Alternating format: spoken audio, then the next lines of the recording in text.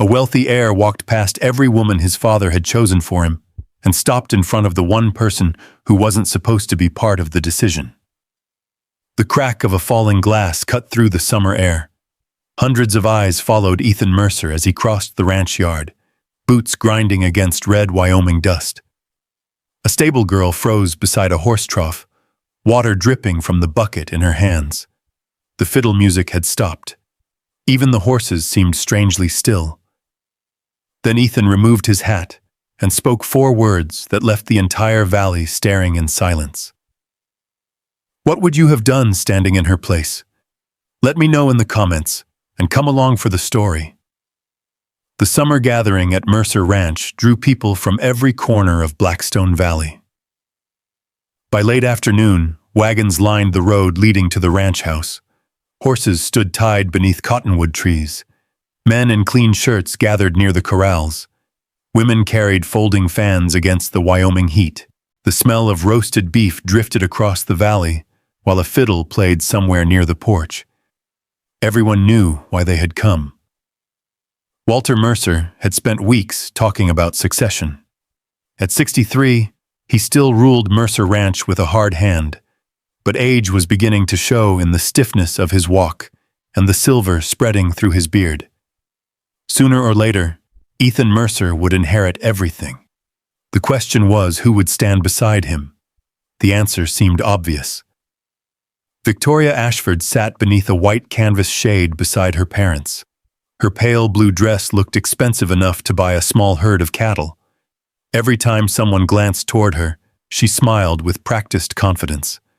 Most people already spoke of her as the future Mrs. Mercer. Only Ethan seemed unaware of it.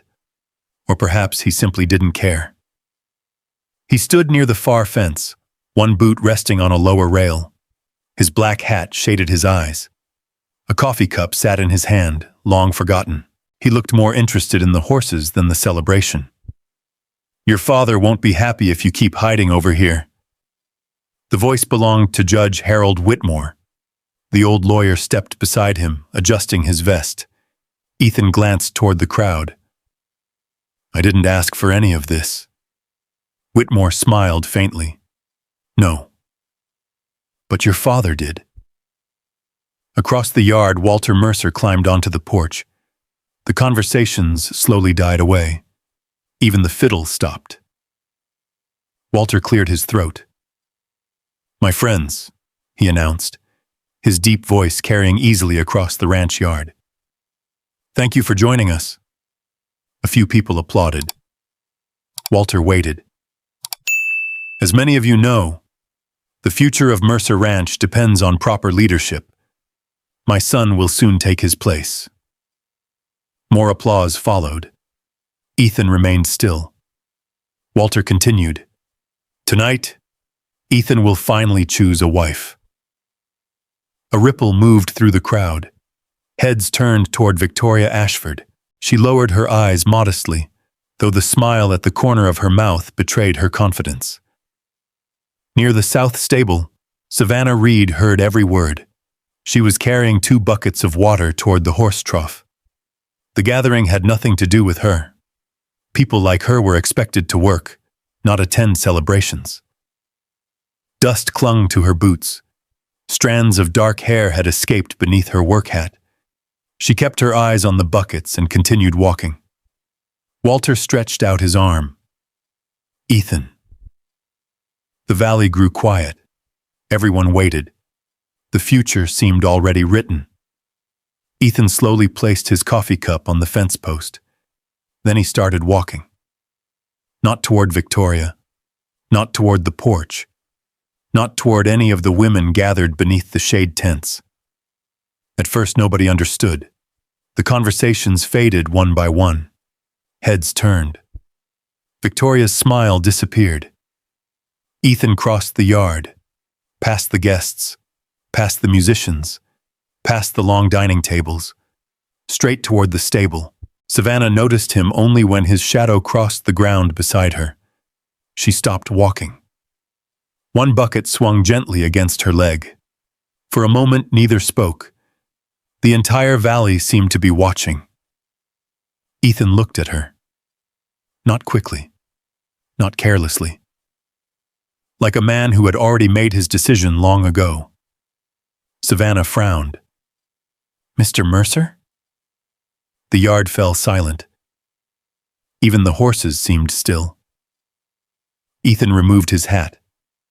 Then he turned slightly toward the crowd. "If I'm being forced to choose a bride," he said calmly, "I choose Savannah Reed." The sound that followed wasn't applause. It was shock. A glass slipped from someone's hand and shattered against a wagon wheel. Several women gasped. One man laughed because he thought it had to be a joke. Victoria Ashford stared as though she hadn't heard correctly. Walter Mercer looked frozen. Savannah felt every eye in the valley land on her. For a second, she wondered if Ethan had mistaken her for someone else. The idea seemed impossible. She set the buckets down carefully. "Sir," her voice barely emerged. Ethan looked at her. "I know exactly who you are." The silence grew heavier. Walter finally stepped off the porch. "What nonsense is this?" His voice cracked across the yard. Ethan didn't move. Walter marched forward. "You will stop this foolishness right now." "No." The answer was simple, quiet, firm. Walter's face darkened. "The Ashfords have been preparing for months. I never agreed to it. You will marry someone suitable." Ethan's eyes never left his father's. "I just made my choice." The tension spread through the crowd like approaching thunder. Victoria suddenly stood. Tears filled her eyes, though anger seemed stronger than hurt. Without a word, she turned and disappeared into the ranch house. The guests exchanged nervous glances. Nobody knew where to look. At Walter, at Ethan, or at Savannah. Savannah wished she could disappear. She had spent years learning how to stay invisible. Now every person in Blackstone Valley was staring directly at her. Walter turned toward her. His expression hardened. "This has nothing to do with you." Savannah lowered her gaze. "Yes, sir." But Ethan stepped forward. "It has everything to do with her." Walter laughed once. A cold sound. "You would throw away your future for a stable hand?" Savannah flinched. Ethan noticed. His jaw tightened. "She works harder than half the men on this ranch. That isn't the point. It's exactly the point." The two men stood facing each other. Father and son, neither willing to step back. The wind moved across the valley, carrying dust through the yard. Somewhere in the stable, a horse stamped its hoof. Walter finally spoke, slowly, dangerously. "If you continue this, there will be consequences." Ethan didn't answer. He simply picked up one of Savannah's water buckets. The gesture was small, yet somehow it stunned the crowd more than anything else. A Mercer carrying a stable worker's bucket. Walter's eyes narrowed. For a moment, it seemed he might say something worse. Instead, he pointed toward Ethan. "You'll regret this." Then he turned and walked back toward the ranch house. The crowd slowly began to move again. Whispers spread instantly. People spoke behind raised hands. Some shook their heads. Others watched Savannah with open curiosity. Ben Carter appeared near the stable doorway. The 13-year-old boy stared wide-eyed. "Miss Reed." She looked down at him. "Yes?" His grin slowly appeared. "I think that was the bravest thing I've ever seen." Savannah almost laughed despite herself. Almost. Instead, she looked toward Ethan. He still held the bucket. The evening sun painted the valley gold behind him. Neither of them knew what would happen next. But both understood one thing. Nothing in Blackstone Valley would ever be the same again. And from the porch of the ranch house, Walter Mercer watched them together.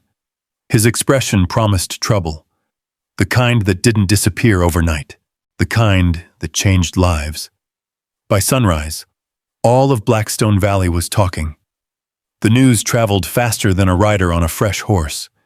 It moved through the diner beside the stage road, through the blacksmith shop, through church steps and feed stores and cattle pens. Every version sounded a little different, but they all ended the same way. Ethan Mercer had chosen Savannah Reed. 3 days later, the marriage papers sat on Judge Whitmore's desk. The office smelled faintly of ink, leather, and dust warmed by the morning sun. Savannah stared at the document. Her name looked strange beside Ethan's, as if it belonged to someone else. Whitmore adjusted his spectacles. "You still have time to refuse." Savannah glanced toward the window. Outside, Ethan stood beside his horse, waiting. "If I refuse," she asked quietly, "what happens?" The old lawyer hesitated. "You'll likely lose your position at the ranch." She lowered her eyes. That was answer enough. The stable was all she had left. No family, no land, no savings beyond a few folded dollars hidden inside a coffee tin beneath her bunk. Whitmore nodded gently. Then Savannah picked up the pen. The scratching sound seemed louder than it should have. When she finished, she handed it back. Outside, Ethan removed his hat when she stepped onto the porch. Neither smiled. Neither seemed certain what came next. The ride back to Mercer Ranch passed mostly in silence. Dust rolled beneath the horse's hooves. A hawk circled high above the valley. Finally, Savannah spoke. "Why did you really choose me?" Ethan kept his eyes on the trail. "Because it was my choice." "That isn't an answer, no." Another stretch of silence followed. Then he said quietly, "You never ask anyone for anything." She looked at him. "I don't see what that has to do with marriage." "It has everything to do with it." That was all he said. The ranch house stood on a low rise overlooking the valley. Walter Mercer was waiting on the porch when they arrived. His expression suggested he hadn't slept much. He looked from Ethan to Savannah and back again. Then he turned and walked inside without a word. The front door slammed hard enough to shake the glass. That evening, Ethan showed Savannah the room that would belong to her. It sat at the end of the upstairs hallway. Simple, clean, a narrow bed, a wash basin, a rocking chair near the window. She noticed immediately that it wasn't connected to Ethan's room. The detail eased something inside her. Ethan stood awkwardly near the doorway. "There are some things we should agree on." She folded her hands. "I'm listening." "You owe me nothing." She blinked. His voice remained steady. "No demands, no expectations. If someday you decide to leave, you can." The fading sunlight stretched across the floorboards between them. Savannah studied him. Most men talked more, promised more, yet somehow his few words felt heavier. "Why are you doing this?" she asked. Ethan looked toward the window, then back at her. "Because nobody ever gave me a choice either." For a moment, neither moved. Then he tipped his hat slightly. "Good night, Savannah," and left. The days that followed settled into an uneasy rhythm. People were polite when Ethan stood nearby. Less so when he wasn't. Conversations stopped when Savannah entered a room. Customers at the general store suddenly found reasons to leave. At church, a few women shifted seats. Nobody said anything openly cruel, but silence had a way of speaking. One afternoon, Savannah carried a sack of oats toward the south paddock. A loud crack echoed overhead. She looked up. Part of the stable roof had shifted after weeks of strong wind. Rain clouds gathered over the western ridge. The loose boards would never survive a storm. Before she could fetch tools, another horse rode into the yard. Ethan dismounted. Without a word, he disappeared into the equipment shed. An hour later, he was on the roof. Hammer, nails, fresh planks. The Wyoming wind tugged at his shirt sleeves. Savannah stood below watching. "You don't have ranch hands for this?" "I do." "Then why are you up there?" He drove another nail. "Because they'll charge me for it." For the first time, she laughed. A real laugh. Brief. Unexpected. Ethan glanced down. The corner of his mouth moved slightly. Not quite a smile, but close. The first rain arrived after sunset. Thunder rolled across the valley. Water drummed steadily against the repaired roof. Inside her room, Savannah listened. No leaks, no dripping, nothing. Just the sound of weather staying where it belonged. The next morning, Ben Carter came running across the yard. "Miss Reed!" Savannah turned. The boy looked breathless. "You better come quick." They reached the north pasture together. A bay warhorse stood trembling near the fence. Its breathing was uneven, one leg swollen. Several ranch hands watched from a distance. Grant Holloway stood among them, his arms crossed. "We should put him down." Savannah ignored him. She crouched beside the animal. Her fingers moved gently across its shoulder. The horse shifted but didn't kick. Its dark eyes followed her. "He's scared," she said. Grant snorted. "He's dying." "No." She pointed toward the leg. "Wire cut." The wound had become infected. Nothing more.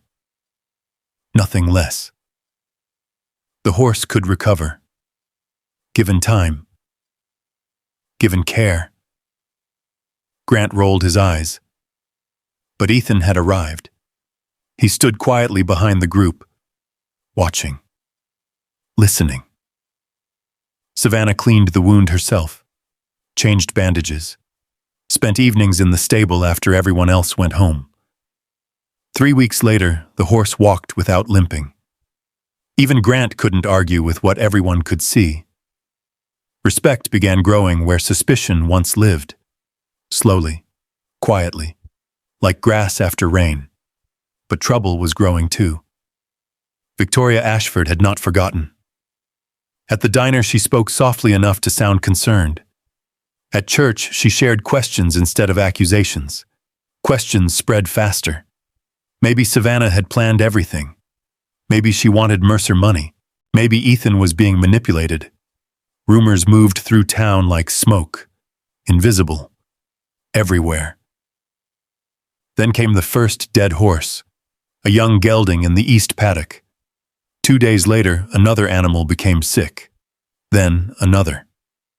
Savannah noticed something nobody else seemed to see. The symptoms weren't natural. The feed bins smelled wrong. A bitter scent lingered beneath the grain. One evening, she carried a small handful of feed toward the barn office. Grant sat behind the desk, boots on top, coffee cup beside him. "Something's wrong with the grain." He barely looked up. "No. Several horses are sick. That's ranch life." She set the grain on his desk. "You should check this." Grant finally raised his eyes. Cold. Dismissive. "You spend too much time pretending you're an expert." Savannah left angry. Not because he disagreed. Because he didn't care. The next morning, Blackstone Valley woke to bad news. Mercer Ranch's finest breeding stallion lay dead in the north pasture. A horse worth thousands. A horse known throughout Wyoming territory. Men gathered around the fence. Whispers spread instantly. And standing among them, Savannah felt her stomach drop. Because near the feed shed, someone had left a familiar sack. One she recognized immediately. The same kind she had inspected. The same kind she had carried. The same kind everyone had seen in her hands. For the first time since the wedding, fear settled over the valley, and every suspicious eye slowly turned toward Savannah Reed. Nobody said her name at first. They didn't need to. The dead stallion lay beneath a cottonwood near the north pasture, while ranch hands stood in uneasy silence. The morning wind carried the smell of sagebrush and dust across the field. Savannah remained near the fence. Still, quiet. She knew what people were thinking. Grant Holloway was the first to speak. "I warned everyone something wasn't right." His voice carried farther than necessary. Several men nodded. Others looked away. Walter Mercer arrived a few minutes later. The old rancher studied the scene without expression. Then his gaze settled on Savannah. "You handled the feed. It wasn't a question." Savannah met his eyes. "I reported a problem with the grain days ago." Grant folded his arms. "Funny timing." Ethan appeared before she could answer. His horse was still breathing hard from the ride. He dismounted and walked directly toward Savannah. Not toward his father. Not toward Grant. Toward her. That alone caused another wave of whispers. "Did you inspect the feed?" he asked. Savannah nodded. "I told Grant something was wrong." Ethan turned. "Did she?" Grant's jaw tightened. There were no signs of trouble. Savannah stared at him. The lie came too easily. For several seconds nobody spoke. Then Walter broke the silence. "Until we know more, Savannah stays away from the feed sheds." The words landed harder than they sounded. Not a punishment, not officially, but close enough. Savannah simply nodded. "I understand."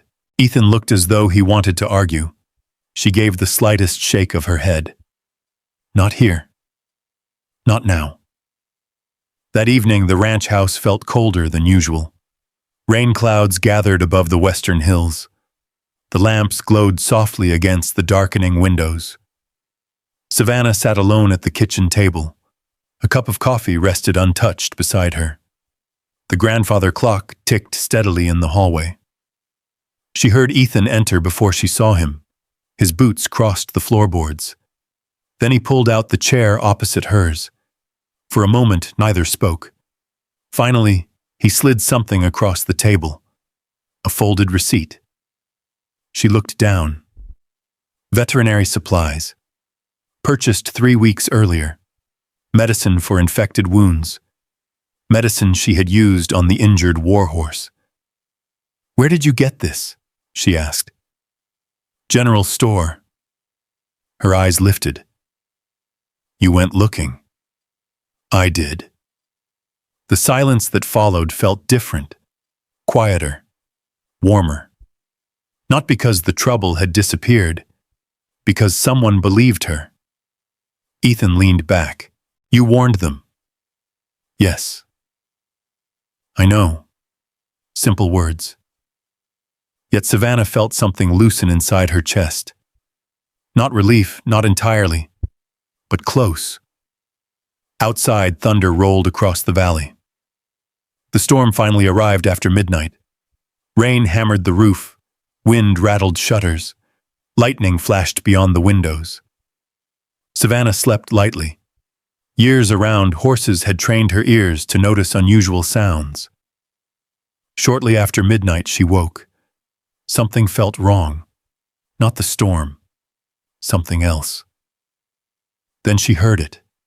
A horse screaming. She sat upright instantly. Another scream followed. This one louder, closer. Savannah rushed to the window. Orange light flickered against the darkness. For one frozen second, she couldn't understand what she was seeing. Then realization hit. Fire. The south stable. She was already pulling on her boots before the next bolt of lightning lit the valley. By the time she reached the yard, rain and smoke mixed together in the wind. People were running everywhere. Buckets, shouting, horses panicking behind wooden walls. The southern stable burned like a giant lantern against the storm. Savannah's heart dropped. More than 20 horses were still inside. "Ethan!" She spotted him immediately. He was helping force open a side gate. Rain soaked his shirt. Smoke drifted across his face. The moment he saw her, he shouted through the chaos. "Stay back!" She ignored him. A terrified horse crashed against a stall door. Wood splintered. Another animal screamed. Savannah knew those sounds. Knew what panic could do. Without thinking, she grabbed a lead rope and disappeared into the smoke. Inside, the heat felt suffocating despite the rain outside. The horses fought their restraints, eyes wide, bodies trembling. Savannah moved from stall to stall, voice low, steady, the same way she always had. "It's all right. Easy. Come on." One by one, animals began following her toward the open doorway. Outside, ranch hands grabbed the leads. More horses escaped. Then came a cracking sound, sharp, violent. A support beam. Savannah turned. Through the smoke, she saw Ethan. He had gone deeper into the stable searching for another trapped horse. A heavy timber crashed behind him, blocking the exit. "Ethan!" The storm swallowed her voice. He looked up. For the first time that night, she saw fear in his face. Not panic, just the realization that he was trapped. Savannah didn't hesitate. She ran back inside. Rainwater dripped from her hair. Smoke stung her eyes. The trapped horse kicked wildly against a stall. Together, she and Ethan freed the animal. Then they found another path through a partially collapsed storage room. Narrow, dangerous, but open. The horse bolted through first. Ethan followed. Savannah stumbled behind him. The moment they reached open air, her legs gave out.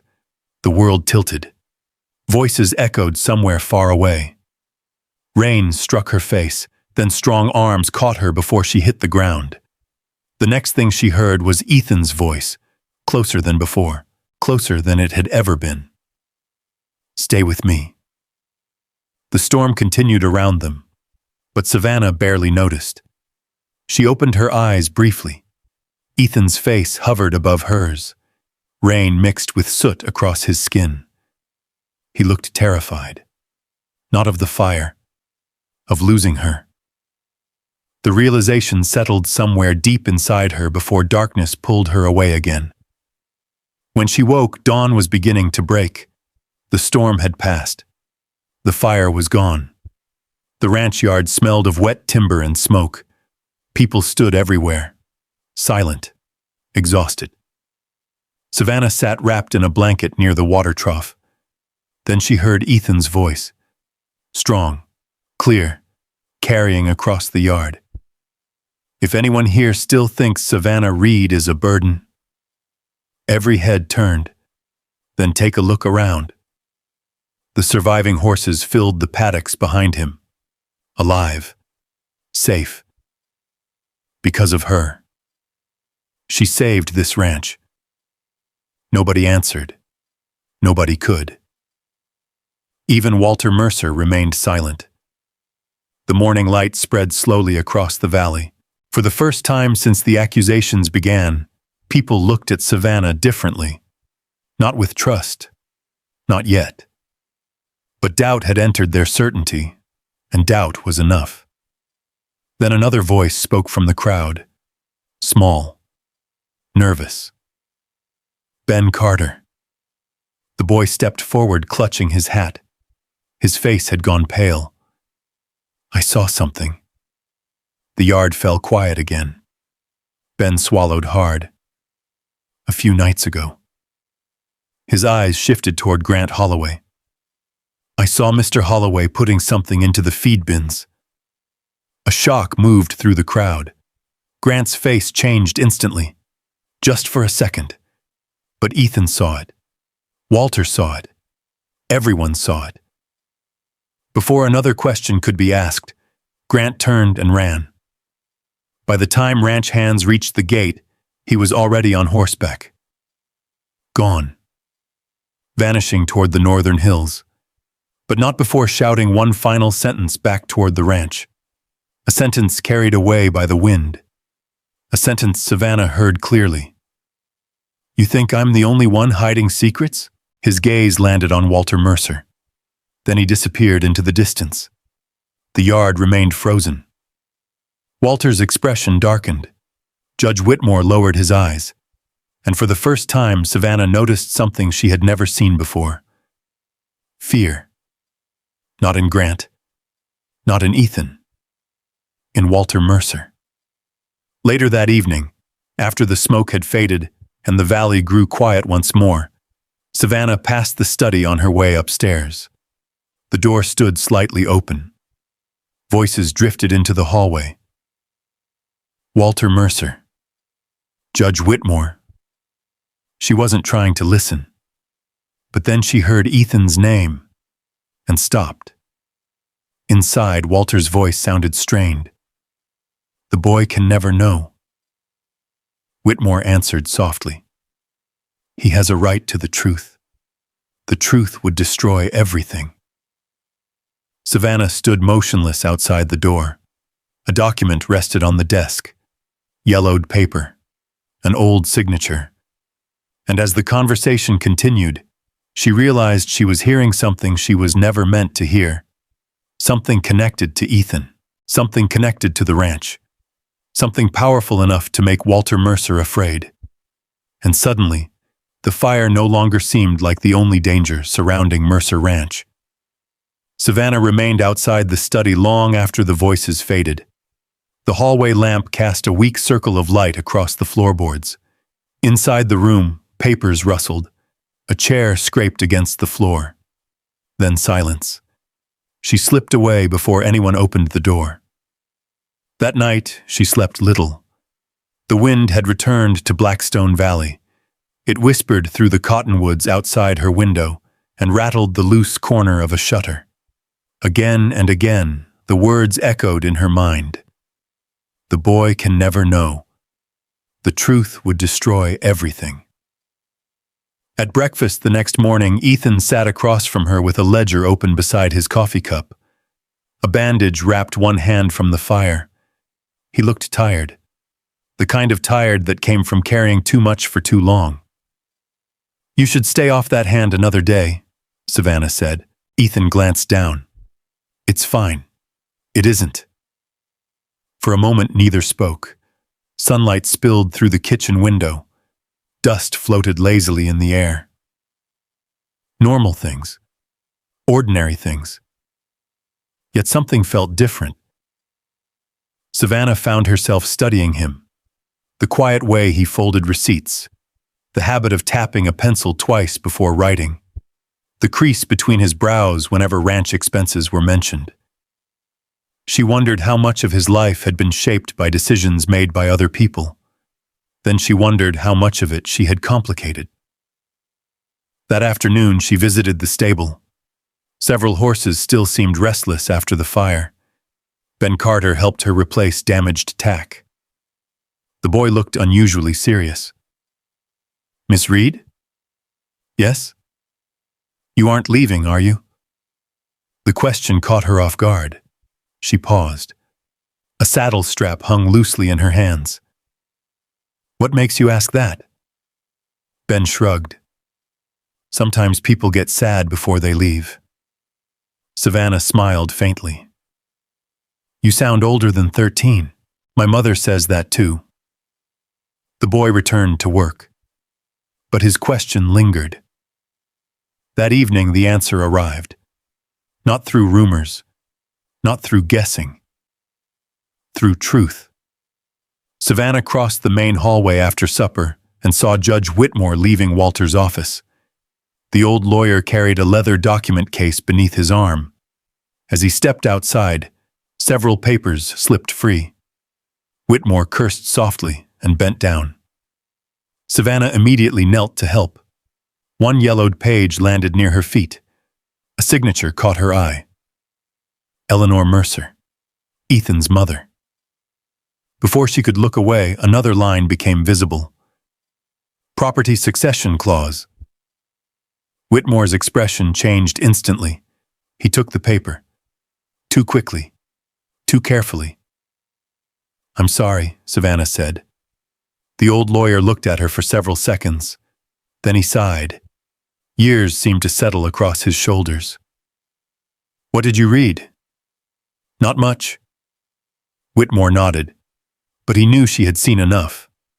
The old man glanced toward Walter's office, then toward the darkening yard. Finally he spoke. "Some truths become heavier the longer they're carried." Savannah waited. Whitmore's voice dropped lower. "Ethan believes his inheritance depends upon obedience." Her heart tightened. "And it doesn't?" The lawyer removed his spectacles. "No." The answer came quietly, almost sadly. Then he told her everything.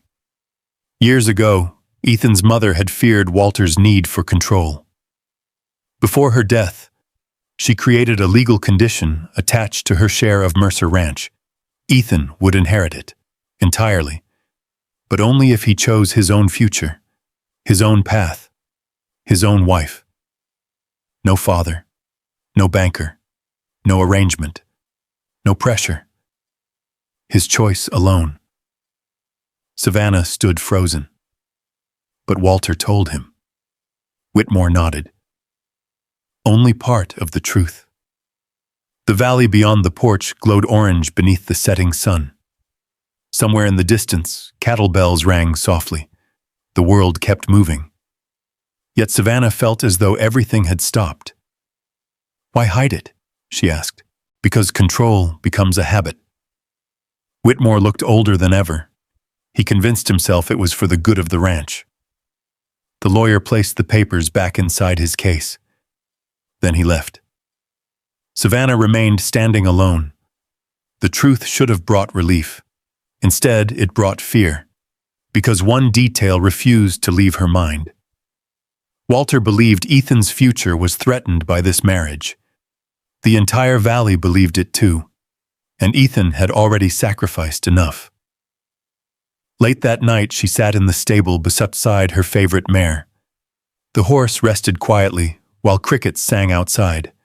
Savannah held a faded blue neck scarf in her hands, one she'd used for years while working among the horses. The mare nudged her shoulder gently. "You always know when something's wrong."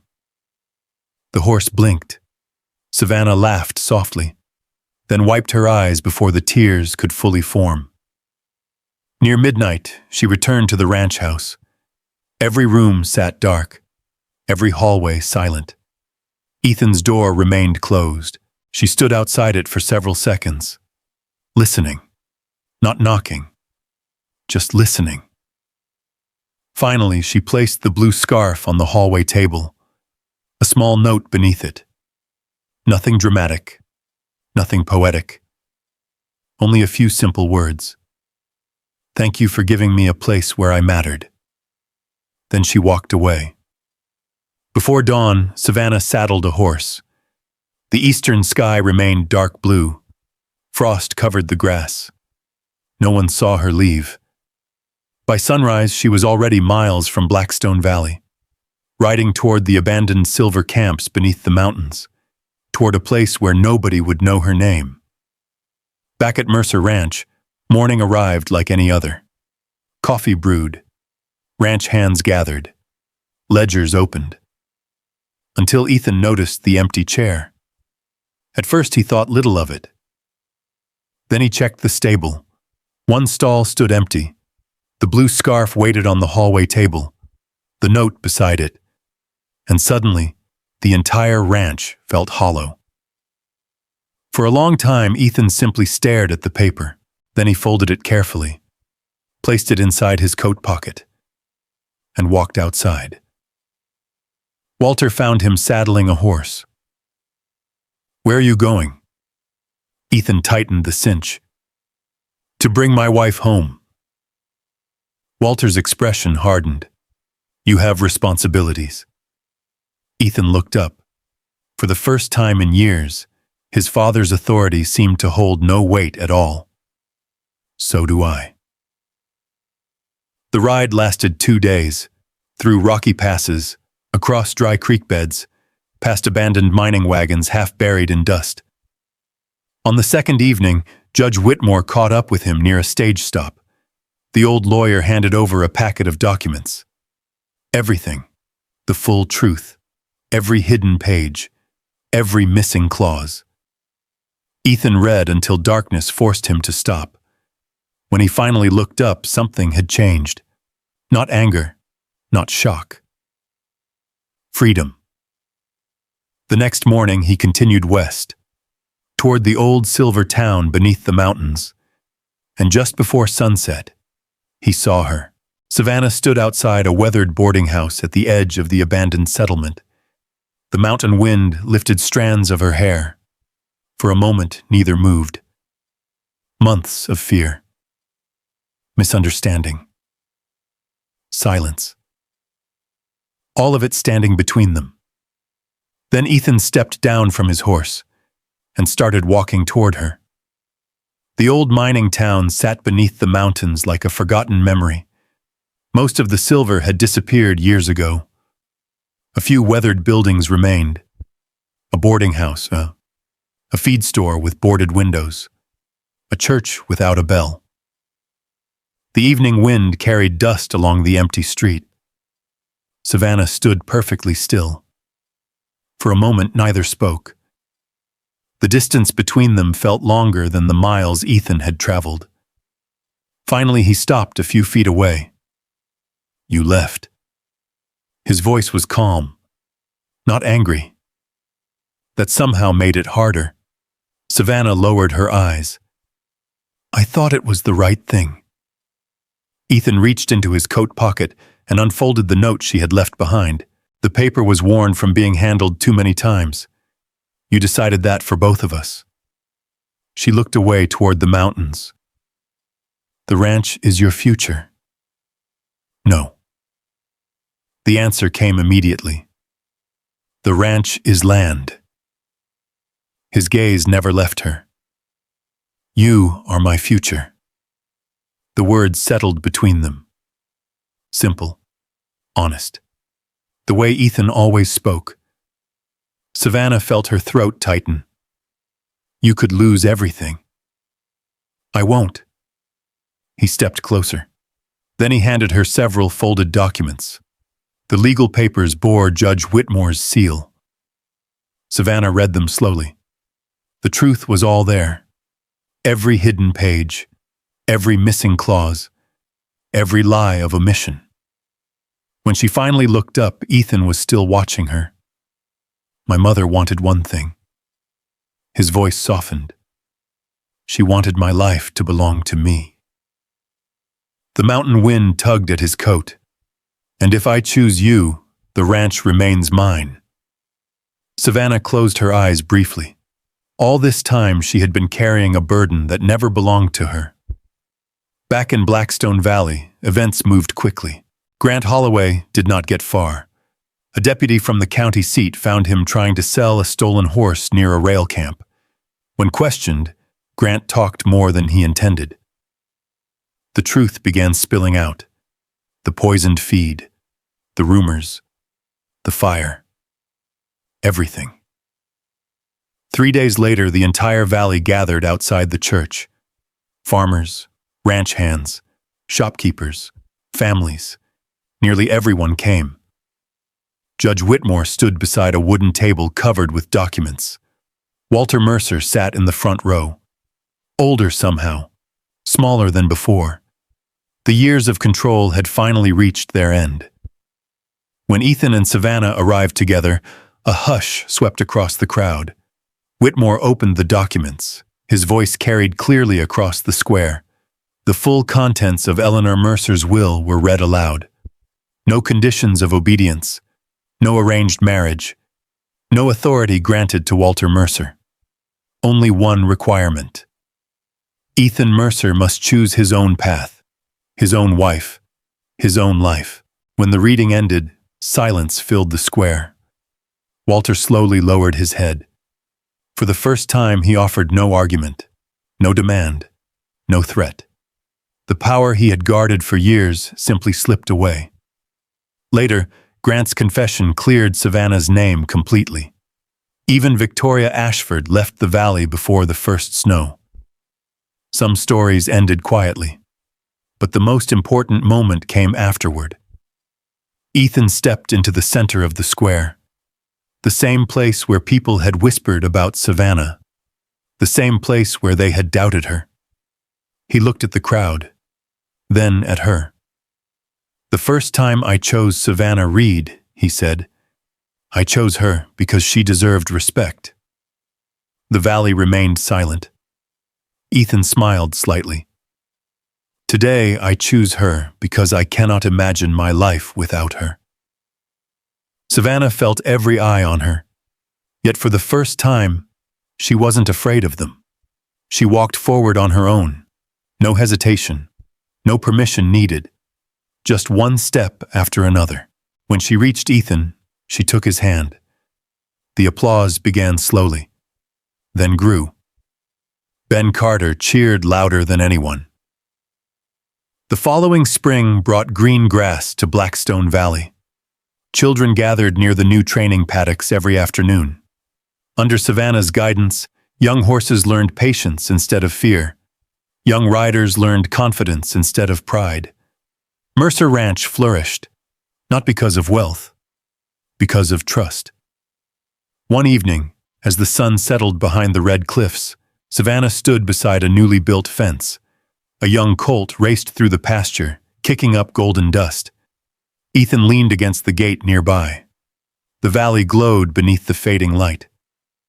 Nobody called her the stable girl anymore. Nobody needed to. She had become something greater than a title, something earned, something respected.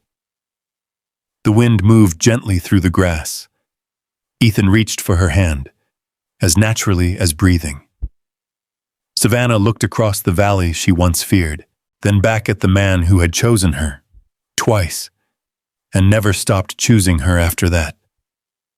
Together they watched the last light settle over Blackstone Valley, a place built by stubborn people, a place shaped by hard seasons, a place that had finally become home. Not because it was perfect, but because love had found room to grow there and stay. And maybe that's the part of the story that lingers the longest. Not the fire, not the rumors, not even the fight over the ranch. It's the quiet moments. The moment someone chooses to trust again after being disappointed. The moment someone stays when leaving would be easier. The moment a person finally realizes they don't have to earn their worth because it was there all along. If you were standing where Savannah once stood, carrying old wounds and wondering whether you truly belonged, would you have found the courage to stay? And if you were in Ethan's boots, would you have kept riding until you found the person who mattered most? Stories like this remind me that healing rarely arrives all at once. It comes in small pieces, a hand reaching for yours, a door left open, a voice saying, "Come home." Sometimes the strongest kind of love isn't loud at all. It's the kind that remains steady through doubt, distance, and hard seasons. And perhaps that's what makes a life meaningful, not avoiding heartbreak, but finding the courage to believe in something good again after it. I'd love to hear from you. What part of Ethan and Savannah's journey stayed with you the most? And if this story brought a little warmth to your evening, I hope you'll join us again. There are still many roads to travel, many forgotten places to visit, and many heartfelt stories waiting just beyond the next horizon. Whenever you're ready, we'll save a seat for you by the fire.